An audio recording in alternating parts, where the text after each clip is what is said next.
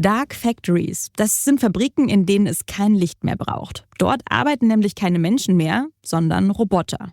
Und warum das wichtig ist? Für uns klingt das vielleicht noch futuristisch, in China ist es schon Realität. Und mein heutiger Podcast-Gast sagt, wann wir solche Fabriken auch in Deutschland sehen, ist gar keine Frage der Technologie. Es hängt viel mehr davon ab, wie lange wir Menschen finden, die den Job machen und was die Roboter künftig kosten.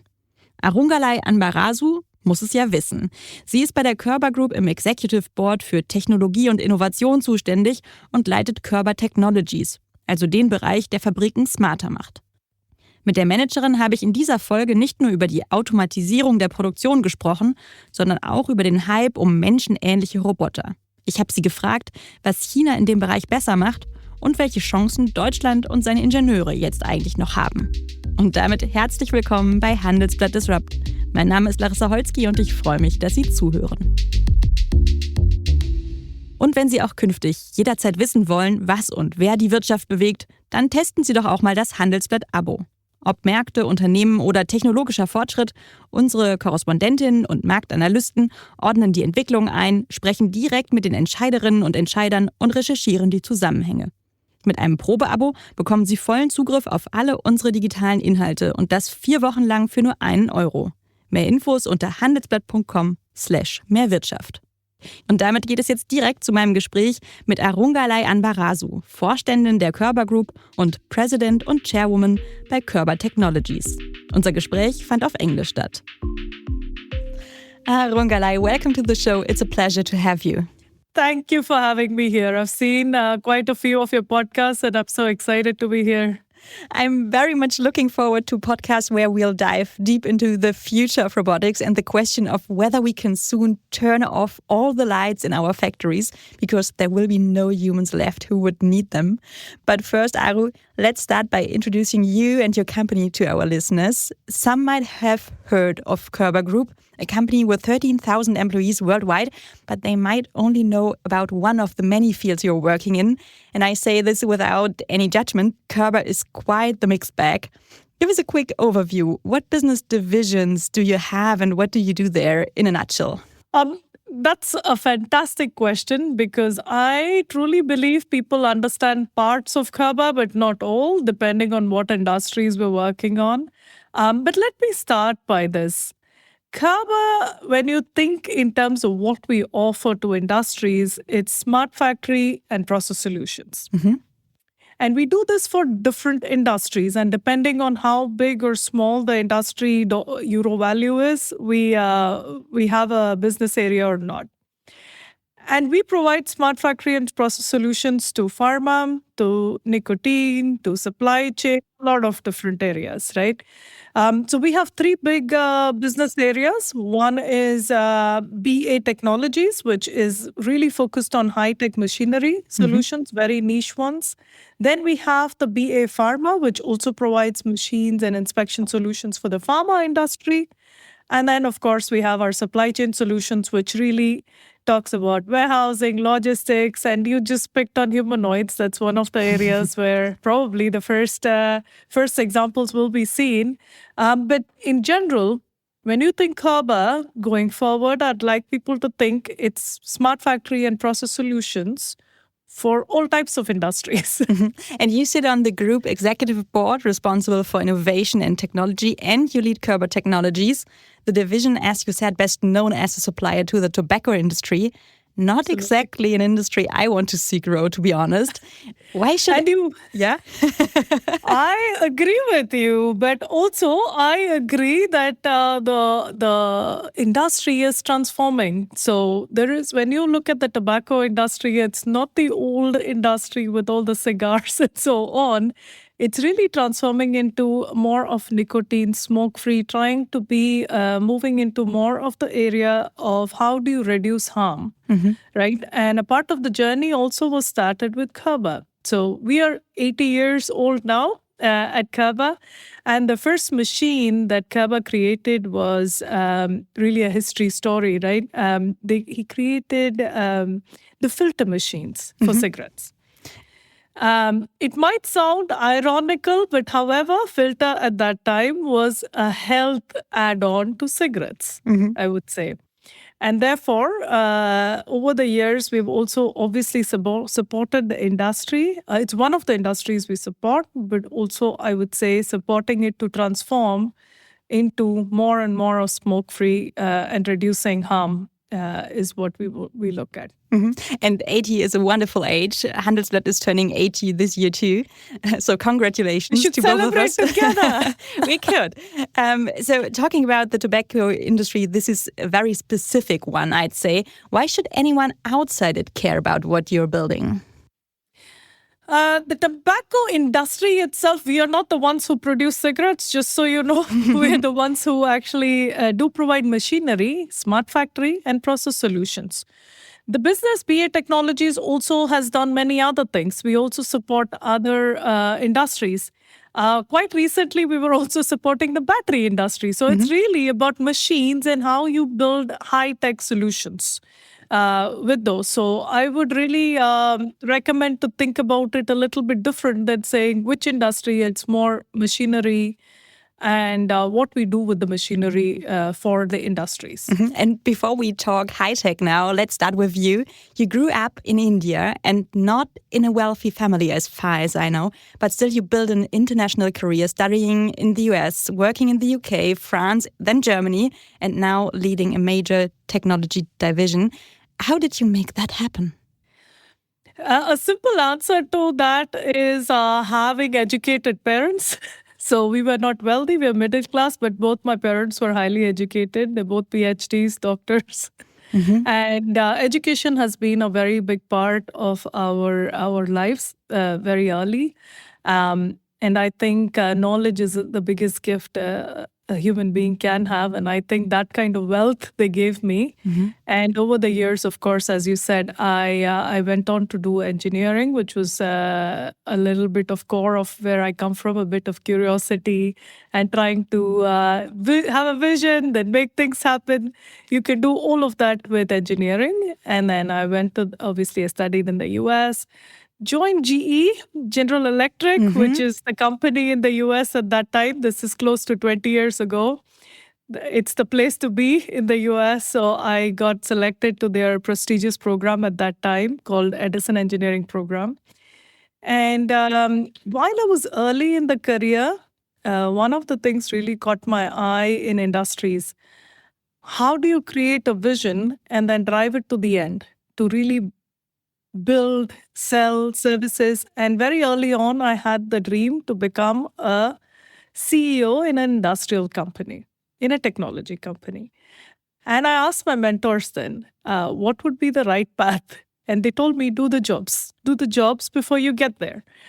And that's exactly what I did. I jumped from being a research engineer. I was building a terahertz imaging lab in Munich with GE, to directly going into auditing and finance. Mm-hmm. And then rest is history. I did a lot of jobs in services, product management, in the plant, everywhere before I took on the job of my first P&L running, having, some of the businesses in GE. But it really helped me because I did the jobs and I understand where to see the things in the larger perspective. And after many years with GE and Baker Hughes, which was mm-hmm. not, I didn't move. GE split up and Baker Hughes became one part of it. I wanted to try something really different and ended up coming to a foundation-based company, from a really large conglomerate to a foundation-based company, and really now driving this to the next level. That's a bit of the dream. Nach einer kurzen Unterbrechung geht es gleich weiter. Bleiben Sie dran. In Zeiten, in denen sich alles gleichzeitig verändert, braucht man mehr als nur Nachrichten. Man braucht Einordnung. Ich bin Nicole Bastian und ich arbeite seit mehr als 20 Jahren in der Handelsblatt-Redaktion. Als Korrespondentin, Redakteurin und Ressortleiterin. Beim Handelsblatt stehen wir genau für diese Einordnung. Und das seit 80 Jahren. Zu unserem runden Geburtstag schenken wir Ihnen jetzt 4 Wochen kostenlosen Zugriff auf alle eigentlich bezahlpflichtigen Handelsblatt-Inhalte. Das gab es schon lange nicht mehr. Den Link zu unserem Jubiläumsangebot finden Sie in den Shownotes oder unter handelsblatt.com/80. So you knew from very early on that you wanted to lead an industrial company, even before you really started your career. Yes. Why was leadership so important to you so early? It was less about leadership, more about the connection, being able to take something from a vision to action and eventually seeing the whole gamut of things. And I have been very early on one of the gifts, and I call it a gift because I still don't know how to teach people how to do this, is being able to see a vision long and far enough. And to be able to fulfill them and actually bring that. And I think today people call it entrepreneurship and so on. At that time, I didn't really know what it meant, but it was really knowing I could see something and I'd like to make that happen. So that was really more of the view of what I wanted to do. And in that, taking the team with you and building that aspect and all came with it. But the main aim was to really turn an imagination into real. And as you briefly mentioned, not only did you move across countries, you also moved across very different industries: finance, oil and gas, wind energy, industrial inspection, now manufacturing. That's an unusually wide range for one career. Was that intentional or did it just happen?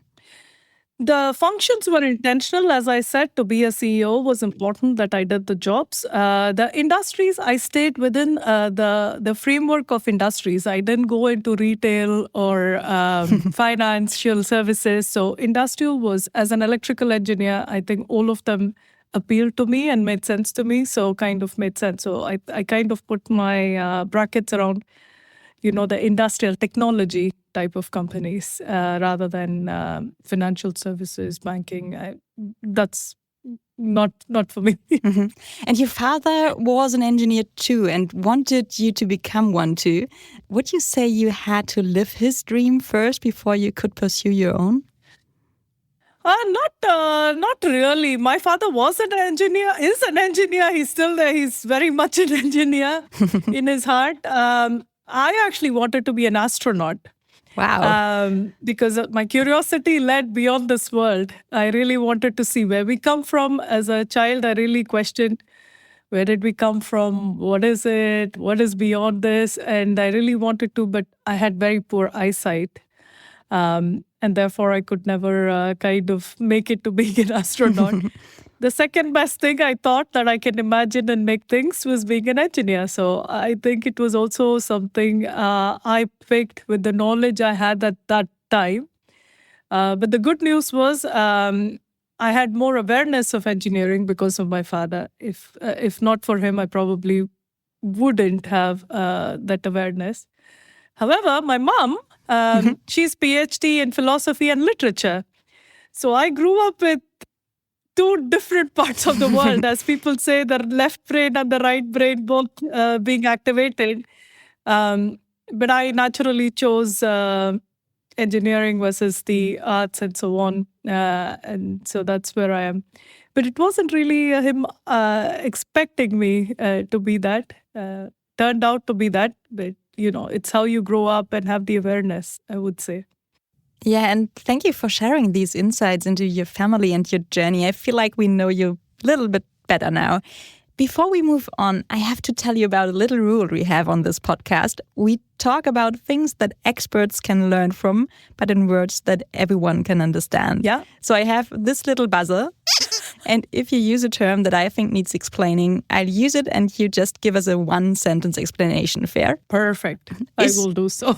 Is there a term you'll need in the next 30 minutes? Any robo language, for example, that needs translating into plain English? I think it's AI that I probably will use quite a bit, but I think most of the listeners will know about AI. What is AI for you? It's really a complementary intelligence to what human beings are able to achieve till now. So that's what I think AI is. And I think there is a lot of conversation to be had today in terms of how we better use it to complement ourselves. Great. I thought you'd say dark factory, a term I stumbled across a few months ago and came across again in a recent interview you gave. I love the term. It gives you an immediate picture of what our factories could look like in the future. I mean, fully automated with no humans on the floor. In that scenario, the lights could even be turned off. Is that actually where we are heading, and should we want that? A couple of things. I think the way we think about dark factory, lights off factory comes from the concept of how we see the future. And very early I said vision is important, and I think that is the key topic. So when we look at the mega trends in the next 10 years, let's say next 10 years, right? Some of the biggest things that's going to happen is that we will have a lot of aging population. And this is happening. And it's not something that we are driving and so on and so forth and all that. Second, the cost of living and the wages are raising very much. With this in concept, it would only help to, if we want to continue with all the things that we have today in the industries, even in the world where civil, everything, we will need some type of smart automation and some type of additional intelligence to drive that efficiency and so on. So there is a need. Forget having AI or robotics. We have a need just purely by the mega trends that are coming through. Now, this, you can always look at mega trends as an opportunity or as a challenge. How do you see it? The best and the most important way is always to see it as an opportunity. I mean, the healthcare, as the population ages, there's healthcare pressures. In pharma, we already start to think about how to support that, right? So how do you start supporting it and so on and so forth. Similarly, as this happens, how do you support the industries to continue to work with this lesser population, and how do we aid them to make human lives better? And that is why AI and robotics come into play. And now we go to the technology trends that supports the mega trends. So we have the latest evolutions on humanoids and robotics, as you've seen. And also in January, I think with OpenClaw and so on, there was a big boom of... I think you need to explain OpenClaw again for those who haven't heard about it. OpenClaw is our transition from, how do I call it, regular AI, conditional-based AI to more generic AI, where AI is able to think and AI is able to do things by itself with minimal intervention. And it has caused a huge boom at the moment, right? So the technology trends are also supporting some of the geopolitical trends. Now, putting them together, immediately today, you don't need dark factories or lights off factory. Or I like to call it smart factory only because the aim is not to not have human beings. The aim is to ensure that humans are supported over the process.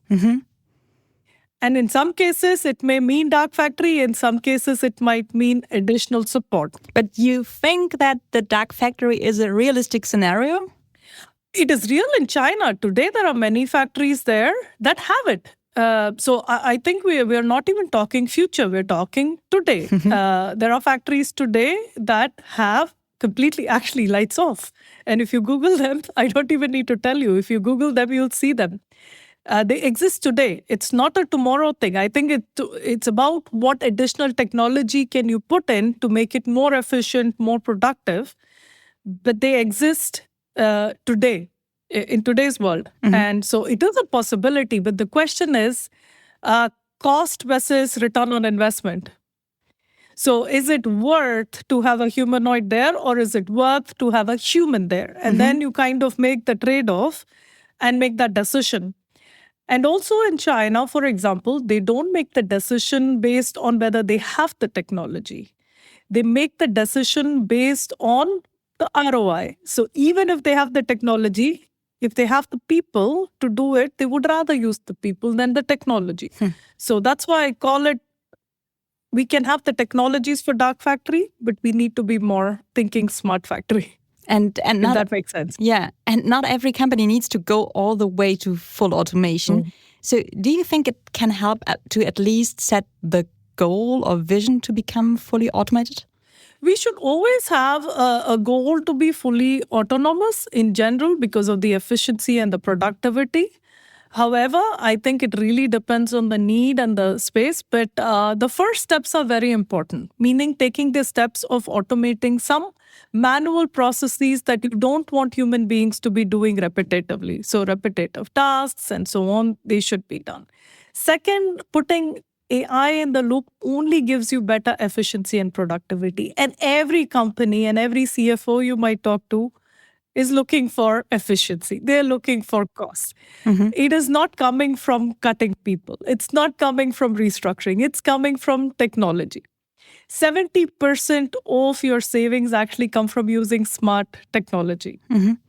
And I think that's the way to adopt and go forward. So it's not even about, not having humans, but how do you get these efficiencies and productivity early on with using technology rather than always with the old measures of, thinking of restructuring, thinking of cost cutting, thinking of materials, so on and so forth. I do believe that is a big aspect of it, to be honest. And where is it already cost efficient to really automate everything and rely on technology? Does that depend on the industry? It depends on the volume, depends on the industry. It really depends on many factors. So you have to do a return on investment calculation. Again, same industry may not mean the same things. It could mean completely different. I would say somebody who's buying machinery to do obesity medicines versus people who are getting for something else, some very specific diseases. Again, just because it's pharma doesn't mean it makes sense. So if you have higher volume, higher things, repetitive tasks, then yes, it makes more sense. However, lower volume, maybe today it doesn't make sense, right? So I think it's really thinking through the return on investment and thinking really and understanding the value of it. Don't do anything that doesn't have value, right? Yeah. Have you ever visited such a company, such a factory? Could you give us an example? At Körber, we have now set our 10-year vision. And before doing that, one of the things, and I'll talk a little bit about the vision too, because I think it gives perspective from a machinery, smart factory builder. Of course, we had the same question and said, do these things exist somewhere? Or is it like Industry 5.0? Is it just magic? No, we actually, we've organized a visit to China, to Shenzhen, to visit some of the factories that had the latest technology. And truly, like I said, we saw a factory that was lights off.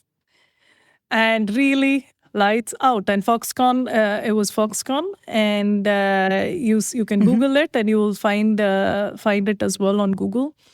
And there are many other companies we visited to actually see how they look, how they look at cost and ROI, and how are they applying these technologies, right? It is marvelous. And you see in China, you also see, I told you, we can make batteries with our machines too. Which cost-wise doesn't make sense here. But when you actually see it there, they have electric vehicles in Shanghai in the middle of the city. And it is scary for us because we think it's not possible, but there are self-driving cars, electro vehicles, everything in the middle of the city, just self-driving. And it's really, I think, inspiring to also see where the world can be. The question is, how much of it is applicable? How much of it is not applicable? Because I think one of the biggest mistakes we can make is generalizing everything. And generalizing is the biggest killer of any progress. So I think it's always taking, contextualizing it and saying, does it fit my context and what I am trying to do? Or this country is trying to do, or that country is trying to do, and then apply it. But it was impressive, honestly, to see these technologies that we talk as future existing today. And there's much said on the internet, so I very much appreciate that you've seen it with your own eyes and tell us about that. We were both at Hannover Messe a few weeks ago, Germany's most important industry fair. For me, it was the first time. I especially loved the robotics hall. One robot took a selfie with me, another was moving boxes, others were just walking through the crowd. And during rehearsals for a stage appearance, a colleague and I ended up dancing along with some Chinese robots. Some people said the change from last year to this year in robotics was unimaginable. Would you agree? And what impressed you the most? I absolutely agree. The technology disruption that's happening, not just in humanoids, but in Industry 5.0 from last year to this year is enormous. And I would also say specifically on robotics because it's visual. Mm-hmm. You cannot see AI. So if it becomes large, you don't really physically see it. But there's a huge push on machine vision, and those things where you can. But all of this contributes into the humanoids being able to behave the way they behave. Mm-hmm. And it has been amazing. Last year at Hannover Messe, you would probably see robots just moving super mechanically. Mm-hmm. And now they are much more closer. They have haptics. It's just impressive, the growth that is happening. Now, the question is, how are we going to use it? How are we going to apply it? Because dancing robots are fun. Exactly. But, and how do I use it in my warehouse? Yeah, and for example. Everyone's talking about humanoids right now. So the robots that look like us with head, arms, and legs. But yeah, you probably don't need a sweet robo girl that could dance on the shop floor. More often, you just need hands, fingers, wheels, whatever.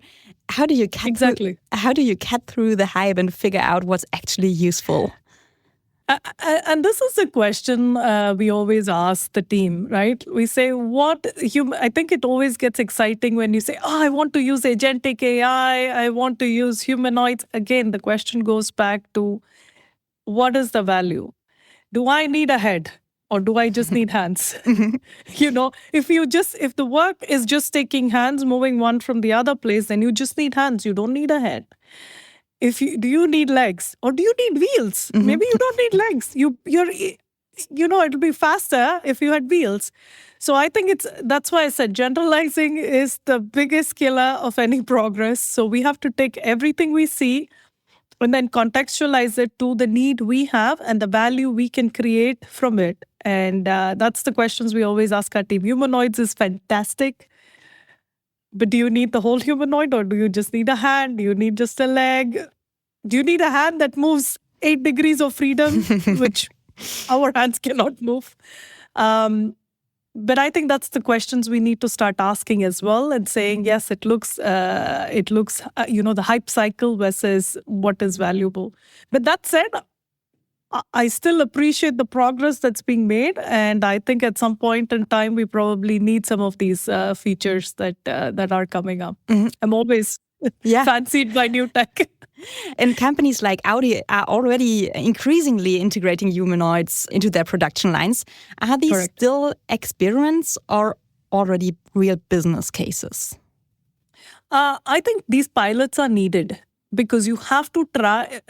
with innovation, one of the key things is you try, you fail, and then you try again. Mm-hmm. And I think pilots are super important. And I always give the example of Edison, who was the founder of GE. Mm-hmm. He had to try 1,000 times.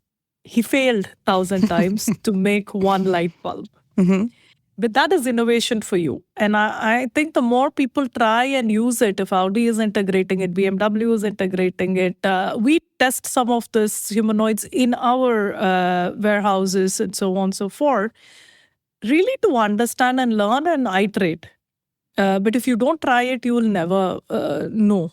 So I think that is very, very key. And I'm very proud, actually, that in Germany, in Europe, we are taking actions to try it. Mm-hmm. We are not saying we wait.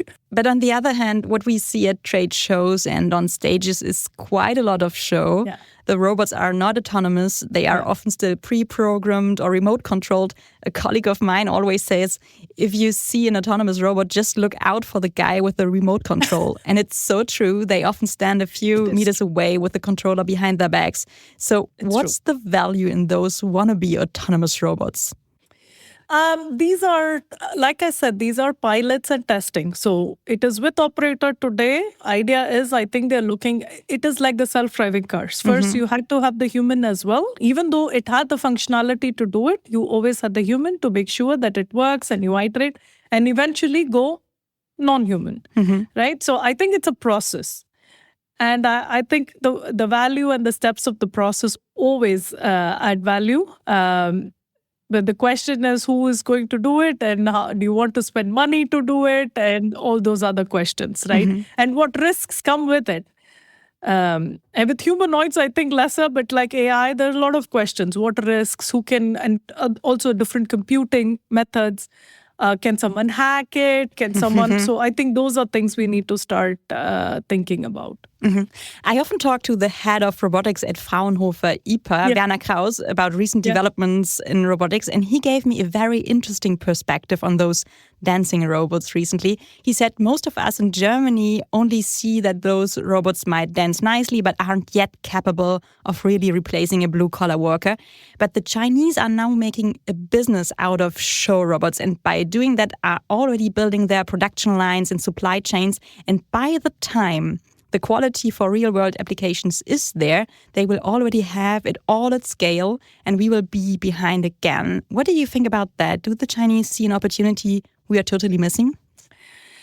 I don't think Chinese are seeing an opportunity that the rest of the world are missing. However, I do think they're making more progress than we believe they are.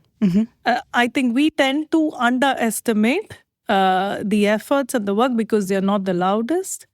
They come when it's ready. And I think, I take the battery example again. Look at how they've taken over the world because of the underestimation. I think we have to stop underestimating that certain places cannot do stuff. And yes, in the past, we've been stronger. Europe has, if you go to the time of Newton and so on, yes, we were innovating and doing, but I think it's really more about us not underestimating and really understanding that this is a real world where technology is getting disrupted.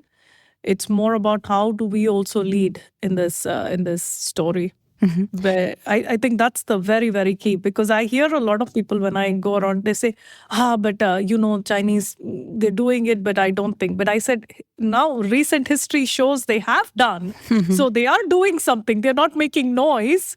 We have some really famous guys in the US and California who make a lot of noise, but they're not making noise, but they're making progress. And I think it's very, very poor to not underestimate what's going on. I think that's the key. Nach einer kurzen Unterbrechung geht es gleich weiter. Bleiben Sie dran. Fast 6 Jahre ist der Absturz von Wirecard jetzt her. Aber wie sind eigentlich die letzten 48 Stunden davor abgelaufen? Ich bin Solveig Gode. Und ich bin Ina Karabas. Wir sind die Hosts von Handelsblatt Crime, dem Podcast über die spannendsten Streitfälle der deutschen Wirtschaft. Wir bringen die Mails, Chatnachrichten und Fotos der letzten 48 Stunden von Wirecard live auf die Bühne. Und jetzt gibt es neue Termine. Anfang Juni kommen wir auch nach Hamburg, Frankfurt und Köln. Tickets gibt's auf handelsblatt.com/crime live. Wir freuen uns auf euch.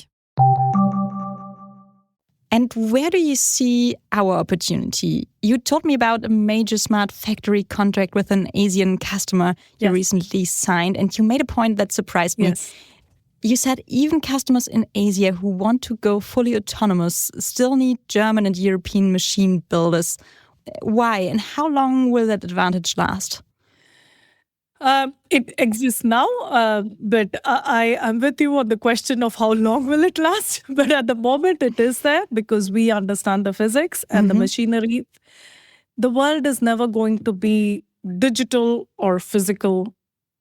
I think that the pendulum went too much from, I'm a machine builder to digital. Now it's coming to a balance. It's very important that hardware, software, digital, and AI needs to come together, honestly. And everybody is realizing that because the physical world and the digital world need to interact with each other. So you need the strengths on both. We with being in Germany, some of the machine builders, we have the strength of understanding the physics and the mechanics and the domain knowledge today on all these things. And therefore, we are still very relevant. You have a very good question on how long will it be relevant? Will people catch up? The world is not waiting for us. They will catch up. So what else can we do? How do we get better? This is why we took the initiative to start thinking about how to also enable our customers with smart factories. And being a machine builder was good enough, but how do we start to get to the next level? That's our answer to continuing to be relevant.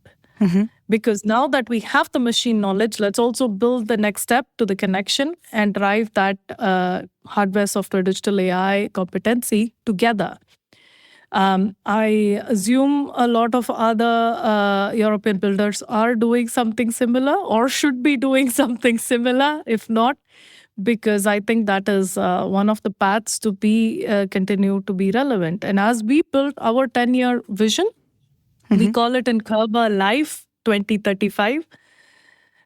We did not do it anymore just financially like any other Mittelstand would think, right? What is my financial goal? We actually thought through it from market L, standing for market leadership, I, thinking of innovation, F, thinking how we can be financially independent, even with all the geopolitical disruptions, and E, empowerment. How do we truly globalize and have an empowered team globally? Because geopolitics doesn't wait for you. You have to be decentralized enough to actually grow. And so I think it's innovation, but also beyond innovation, connecting markets, connecting regions, and making sure you make the right moves in all of those. And that's what we've been trying to drive a little bit to remain relevant. So not only saying, I will stay here, I will do what I do well, and then see. It's not going to work. So we have to also think a bit more with the mega trends in mind.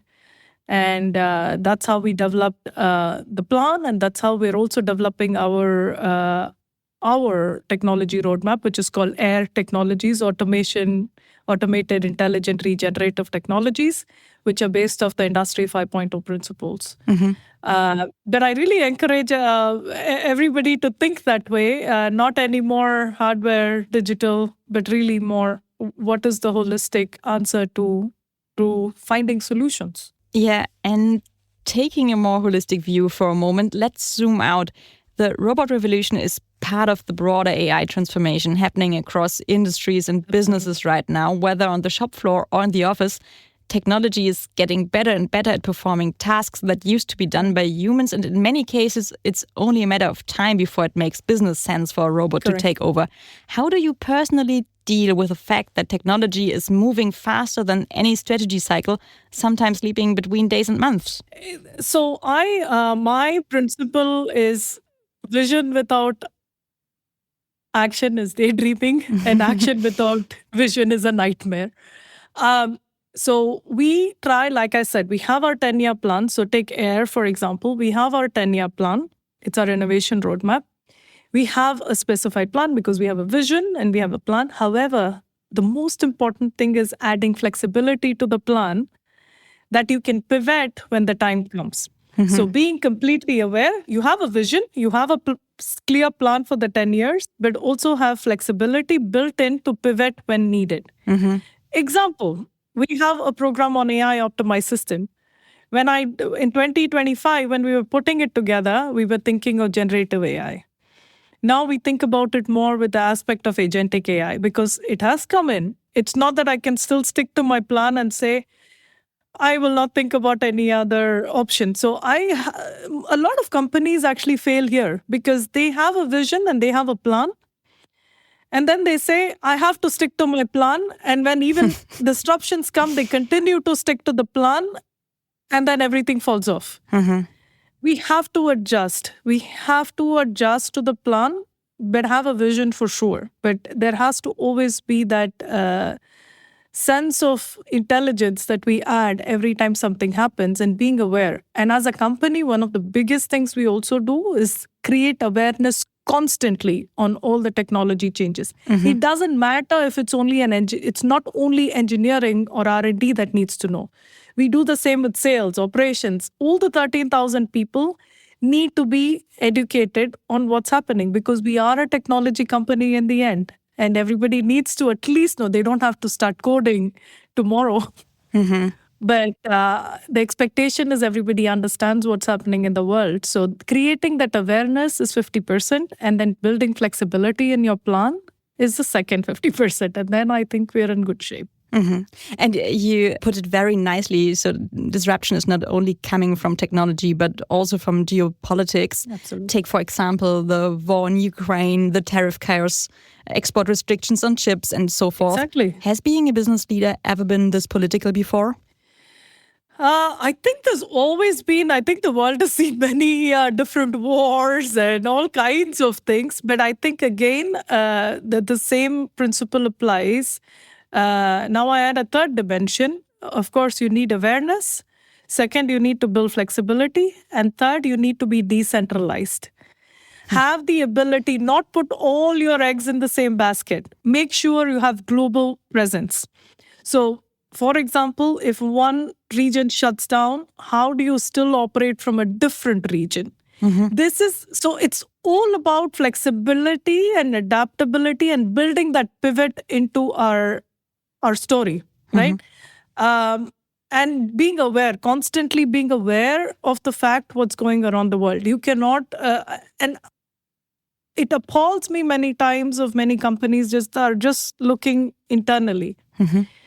External awareness is one of the biggest need for all business leaders.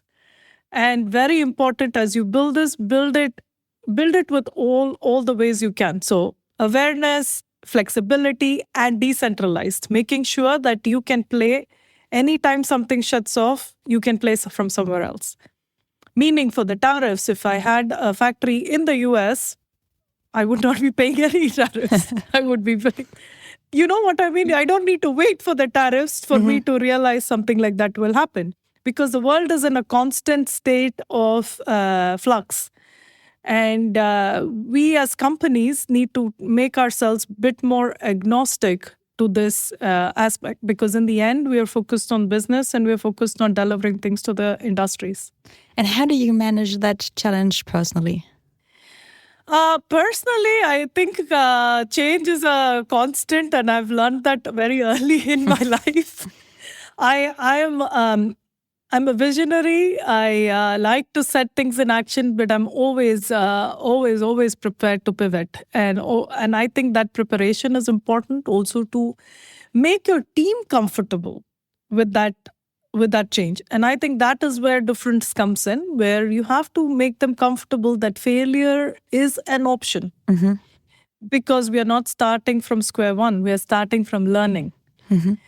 And I think that mindset also is very important in people to understand that when the world is in flux, there are things you may do that may or may not work. And then if it doesn't work, we pivot. It's a learning. It's not a failure. You don't have to sit and cry. It's about how fast you can get up. And I think that ability, if as a leader for me, that's been an important part, to give the team the trust that go try things within obviously safety and compliance boundaries, go try things. But if you fall, I'm there and I'll pick you up.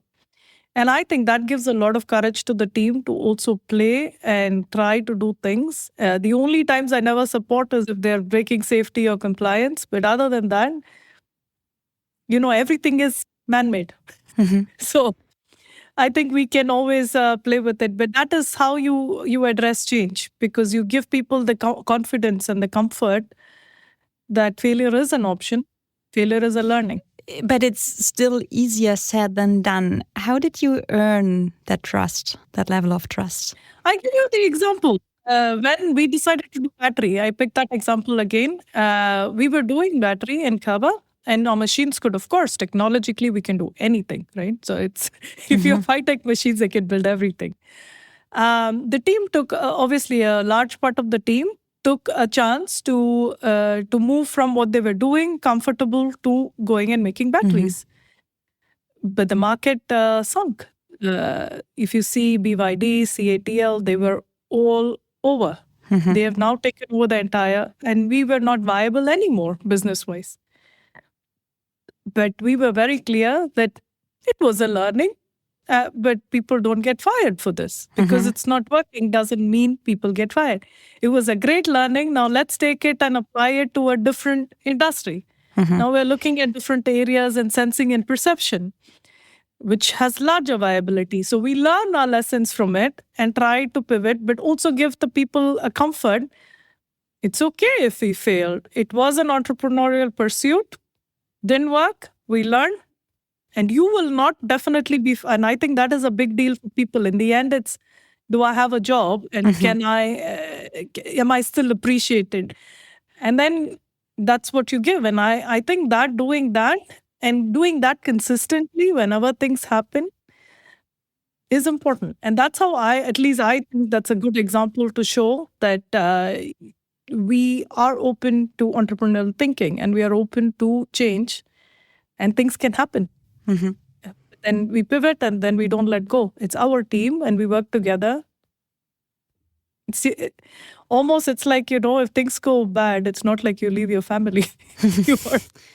But I think or your friends, for example. Yeah, I think it's a very good example for why transformation is not only about technology, but much more about humans. If you could give one piece of advice to a leader in any industry who's right now trying to figure out how to deal with all this disruption and insecurity, what would it be? I would give two things, right? Not one, but two. Okay. I like three, but I stick to two this time. One is, like I said, vision without action is daydreaming, and action without vision is a nightmare. So make sure you have a vision and an action plan and build flexibility in it. Always be open to the part that there will be flexibility and build that in it. So that's one. Second is, you made the point, Larissa. In the end, business is also human. Whether it's your customer, whether it's the industry, whether it's your employee, whether it's you, in the end, it's human beings. How do you drive with empathy in this world? And how do you build trust in the world? And I think the most important way of doing that is being authentic and trying to be able to build that trust with your customers, with your employees, with any stakeholders that you're working with. This is going to be important. The political, hierarchical behaviors that we have seen in the past does not work in the future.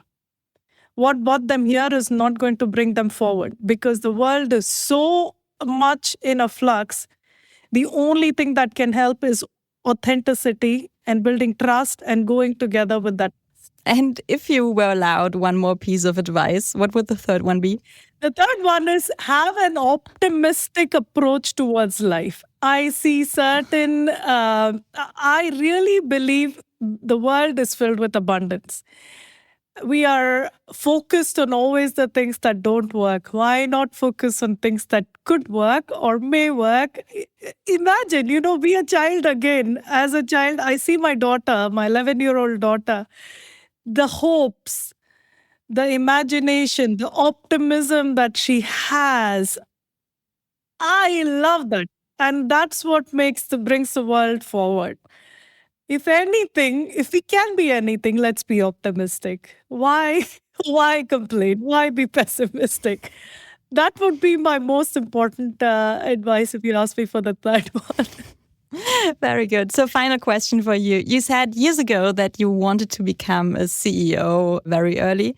And you mentioned it at the beginning of the podcast. As president and chairwoman of a business unit, have you already reached that goal or what's next for you?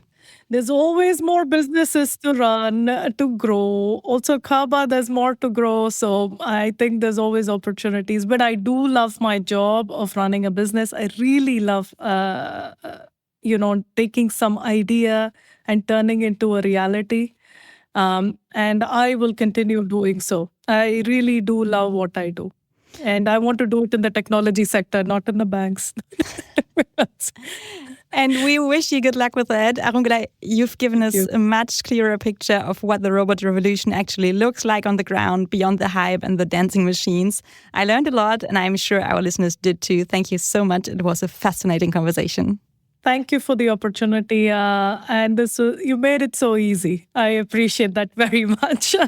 Thank you so much. Take care. Und das war's auch schon wieder mit Handelsblatt Disrupt. Wenn Sie was gelernt haben, dann abonnieren Sie unseren Podcast doch und sagen Sie es weiter. Bis hoffentlich nächste Woche. Redaktion Larissa Holzki, Produktion Nico Fecke.